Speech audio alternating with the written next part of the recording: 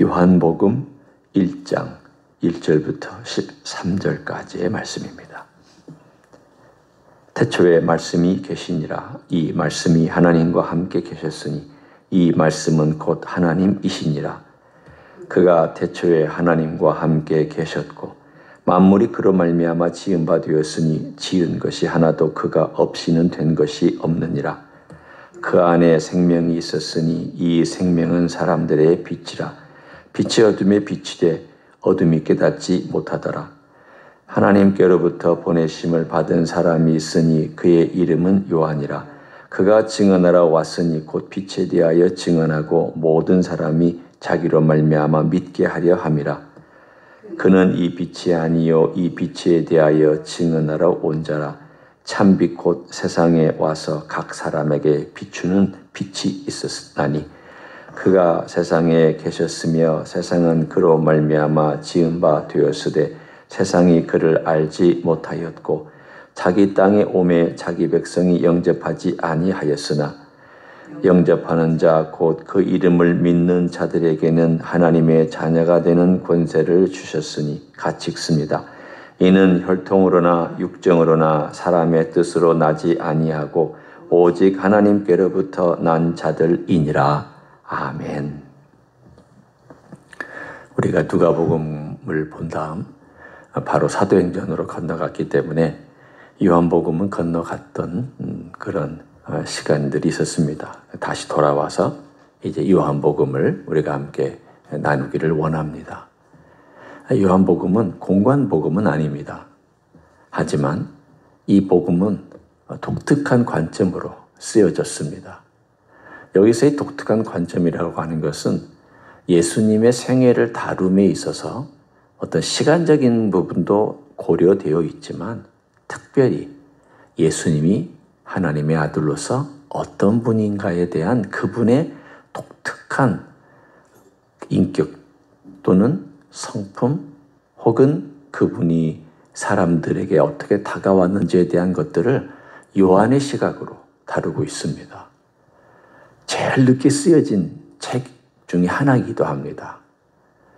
모든 초대교회 사도들 다 죽은 다음, 순교하고 죽은 다음, 그리고 처음 예수님을 만났던 모든 사람들이 다 죽은 다음, AD 85년경이니까 사도 바울도 이미 20년 전에 순교해서 죽었고 다른 사도들도 말할 것이 없이 다 죽었고 베드로도 죽었고 오로지 요한만 나이가 늙어서 AD 85년경에 이 책을 썼고 요한계시록은 AD 한 95년경, 95년경에 썼으니까 사실은 맨 마지막에 쓴 두 책입니다.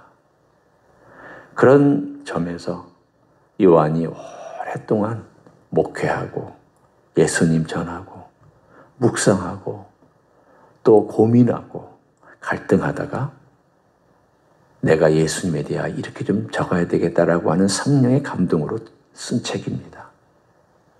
그렇기 때문에 이 책은 어렵습니다. 그러나 또 쉽습니다. 원래 많은 걸 경험하고 자기 것으로 만든 사람은 말이 쉬워요. 말이 어려운 사람은 아직 개념 정리가 안 돼 있는 거예요. 말이 많은 것도 개념 정리가 안 돼 있기 때문에 그래요. 개념이 정리가 아주 명료하고 명확하면 아주 간단하게 전달할 수도 있습니다.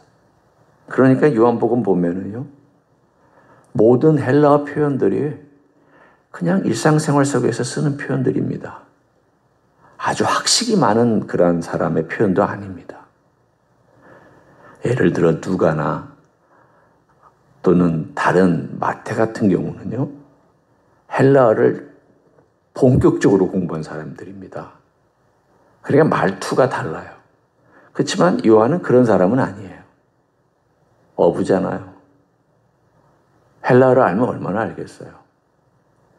그렇지만 그가 깨달은 예수 그리스도에 대한 진리를 너무 가슴이 막 뛰고 마음속에서 깨달은 이 귀한 진리, 가르치고 가르치면서 깨닫고 또 정리되고 사람들과 함께 만나서 예수님 이야기를 하고 전할수록 정리된 그 놀라운 것을 가슴이 벅차서 내가 꼭 이건 후대 사람들에게 전해야 되겠다라고 하는 복음서가 바로 요한복음입니다. 그 요한복음의 시작은 태초부터 시작합니다. 그러면 여러분은 이 태초라는 단어를 보는 순간 천지창조의 태초와 창세기의 태초를 생각하실 것입니다. 하지만 이 태초는 천지창조에 나오는 태초하고 결이 다릅니다. 어떤 의미에서 결이 다르냐?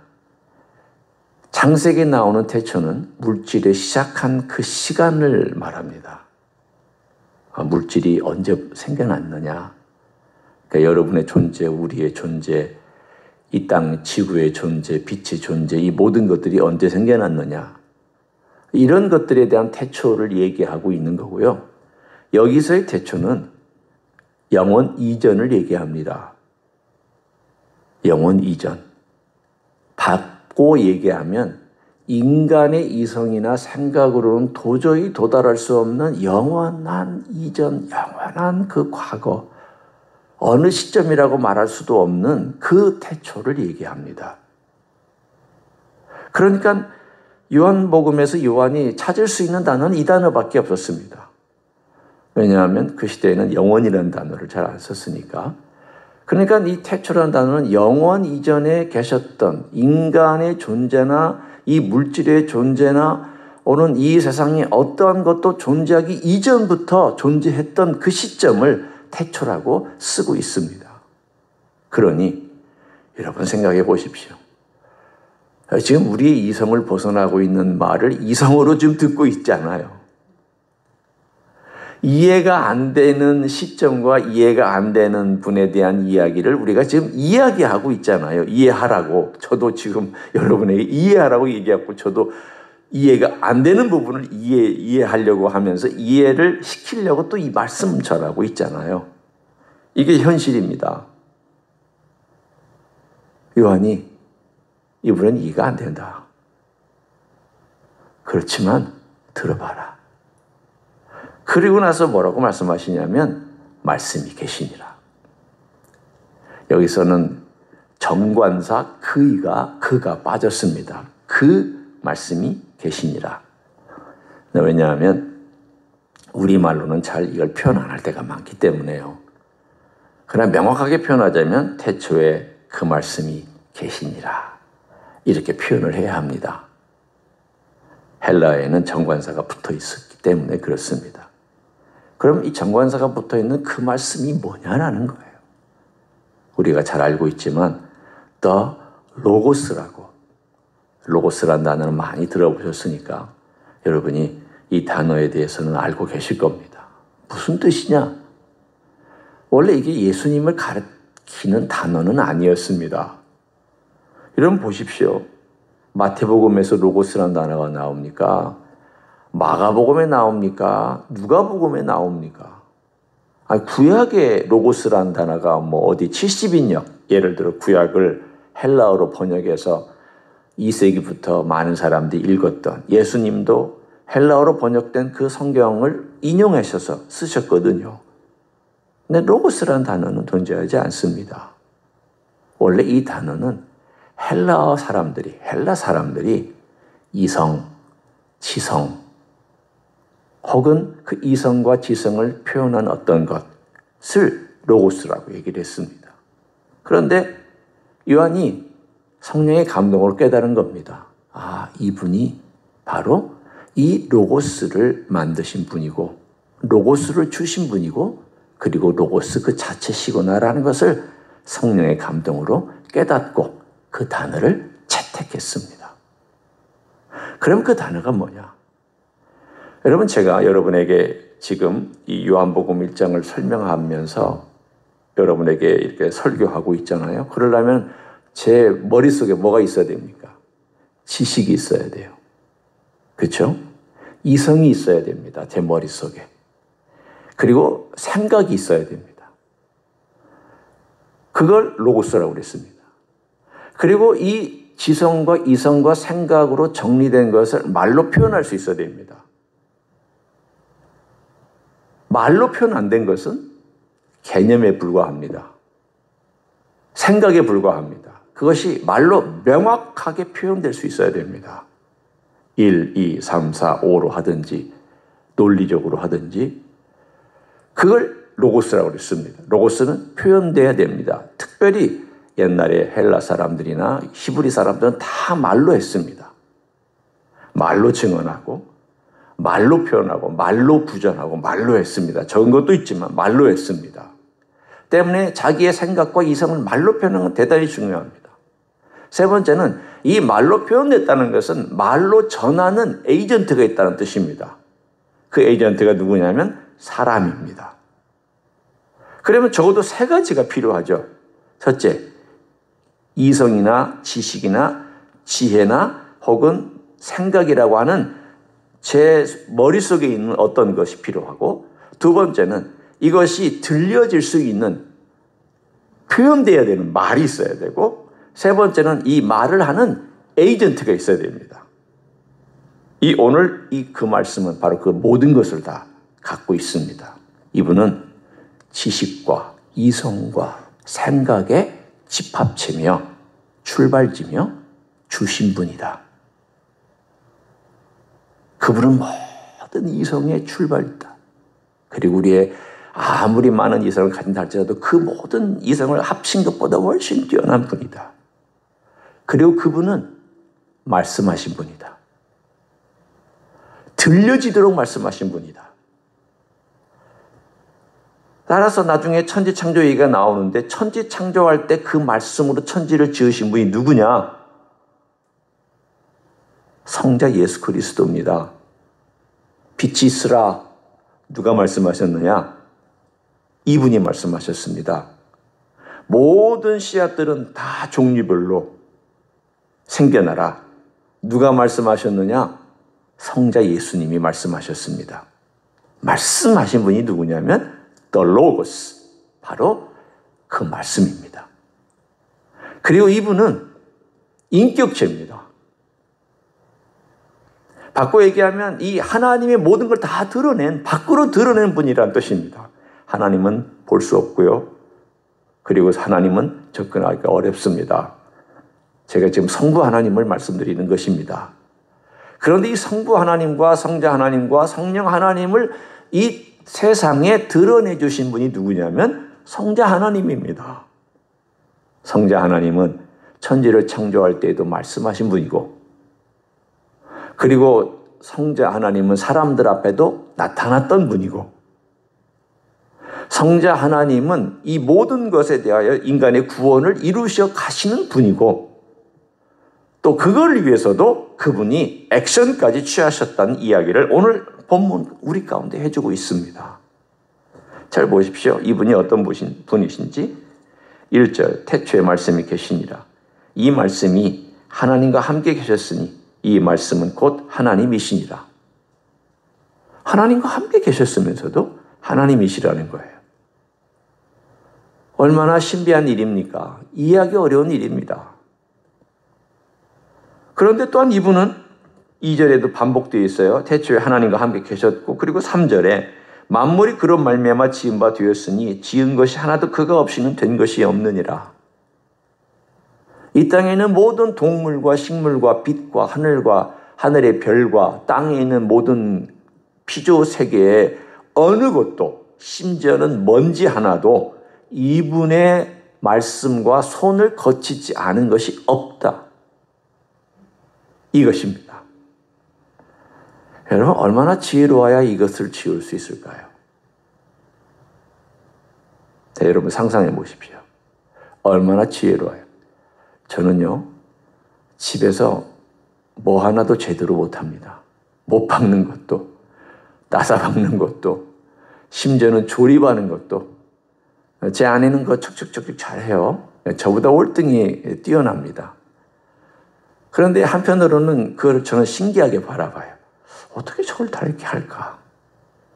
매뉴얼이 있긴 하지만 그래도 매뉴얼이 있다고 다 하는 건 아니거든요. 이해를 해야죠.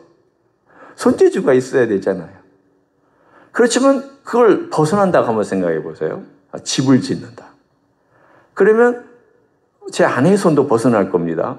어쩌면 제너럴 컨트랙터 같으면 어느 정도 하겠죠. 그러나 빌딩을 짓는다. 그러면 이건 한 사람의 범위를 벗어납니다. 건축자가 있어야 되고 설계자가 있어야 되고 전기 기술자가 있어야 되고 시공하는 모든 것들이 다 필요합니다. 자, 여러분 생각해 보십시오. 지금 10층짜리 빌딩을 지을 때에도 한 사람이 다 하지 못합니다. 이 우주를 지을 때에 한 분이 다 했다고 한번 생각해 보십시오. 이 모든 시스템을 다 돌리는 것들을 다 심어놨다고 생각해 보십시오. 이건 말이 원래 이런 말을 쓰면은 좀 너무 과장처럼 들리지만 이거 절대 과장이 아니에요. 어마어마합니다.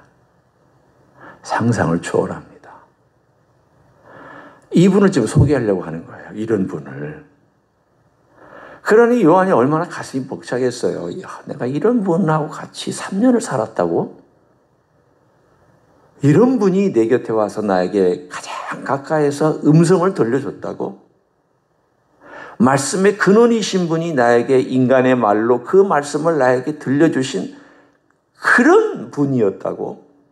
이게 지금 그가 이 글을 쓰고 그분에 대한 것들을 전달하려고 할 때 가슴이 벅찬 이유가 바로 이 존재에 대한 깨달음이에요.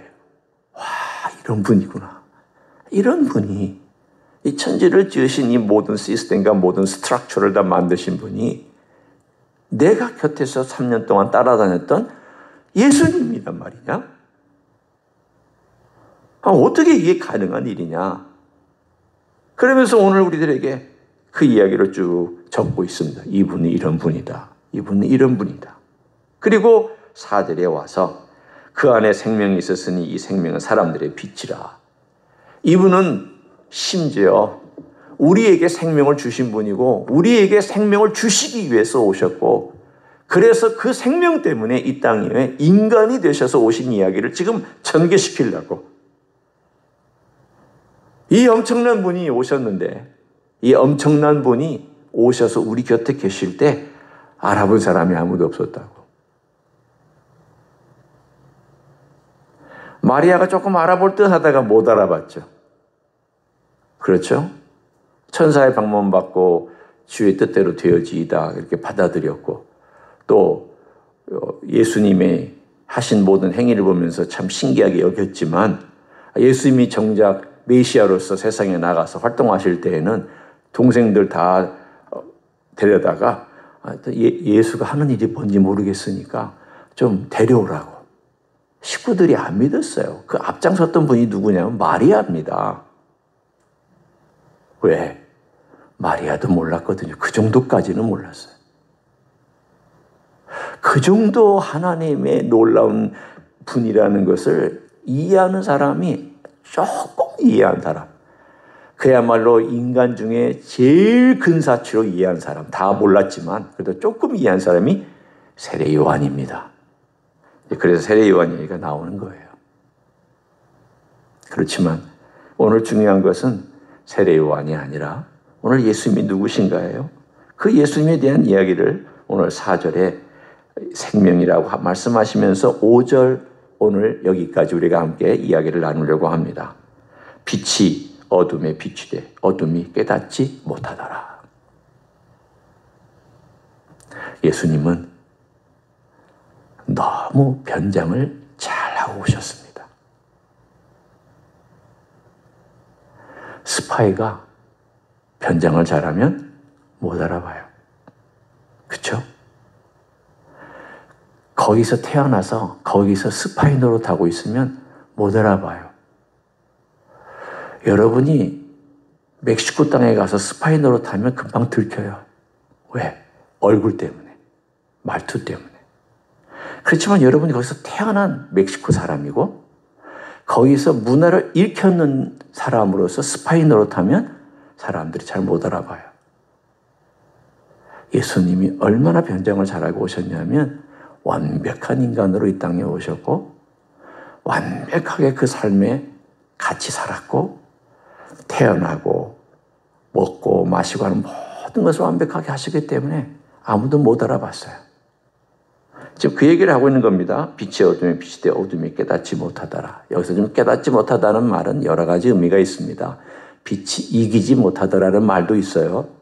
그렇지만 이 말을 제가 지금 여기서 표현하고 싶지는 않아요.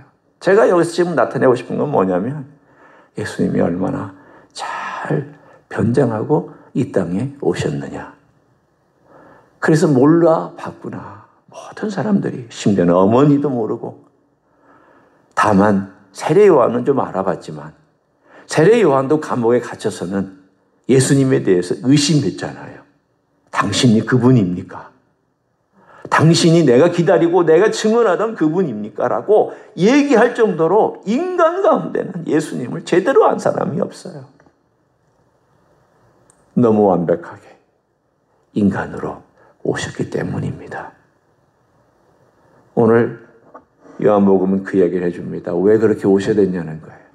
여러분에게 지금 요한복음을 들려주면서 이렇게 모든 걸 갖추신 분이 모든 지혜의 출발자며 모든 지식의 출발자며 모든 이성의 출발자며 모든 생각과 모든 계획의 출발자이시고 모든 것의 종합 총체적인 것들을 갖고 계신 분이고 그리고 그분은 친히 말씀하심으로 세상을 지으시고 그분은 말씀으로 들려주신 분이고 그분은 또한 그것을 직접 행한 인격체고 그분은 이 모든 것들에 대한 하나님이시고 하나님의 아들이시고 이러신데도 불구하고 왜 왔느냐는 거예요. 왜? 왜 인간으로 완벽하게 변정하고 이 땅에 오셨느냐? 그리고 그분을 어떻게 알아보느냐? 요한이 그 이야기를 전하고 있습니다. 일단 정답부터 말씀드리면 알아보는 키워드 혹은 알아보는 비밀번호 혹은 알아보는 열쇠는 믿음입니다. 그분이 인간으로 오셔서 그분이 빛이라는 것을 알게 되는 것은요. 믿음의 눈이 열려야 이분이 진짜 빛이구나를 알아요. 왜 세상에 많은 사람들 앞에 그 찬란한 영광으로 안 오셨느냐? 그럼 사람들이 꼭 죽겠죠. 영광의 찬란함을 보면 사람들이 엎드려서 절하겠죠. 주님이 원하시는 그게 아니었습니다. 요한복음은 우리 주님을 보여주면서 동시에 믿음을 보여주고 있습니다. 이제 우리가 그 여정을 떠날 것입니다.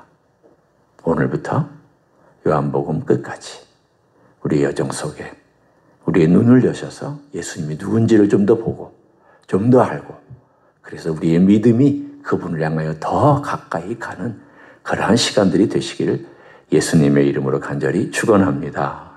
기도하겠습니다.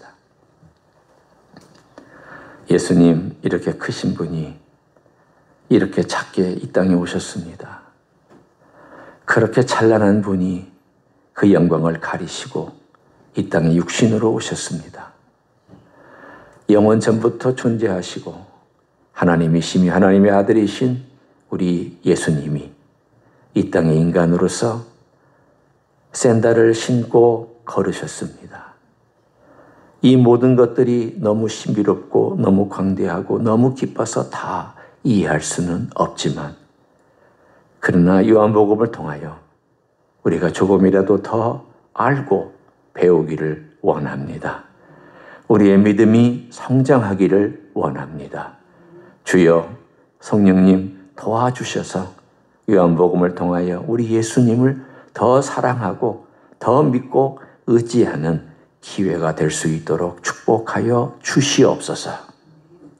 이제는 우리 구주 예수 그리스도의 은혜와 하나님 아버지의 극진하신 사랑과 성령 하나님 교통하심의 역사가 그 말씀이신 우리 주 예수 그리스도가 이 땅에 오셔서 우리의 죄를 위하여 친히 담당해 주신 이야기, 우리 곁에 계신 이야기, 그리고 우리를 데리러 오실 이야기, 이 모든 것들을 기대하며 주님과 함께 동행하기를 원하는 이 자리에 참여한 모든 종들 위해와 주임지 히스교회 이회와 이민교회들과 한국교회들과 선교사님들 위해 이제로부터 영원히 함께 하실지어다.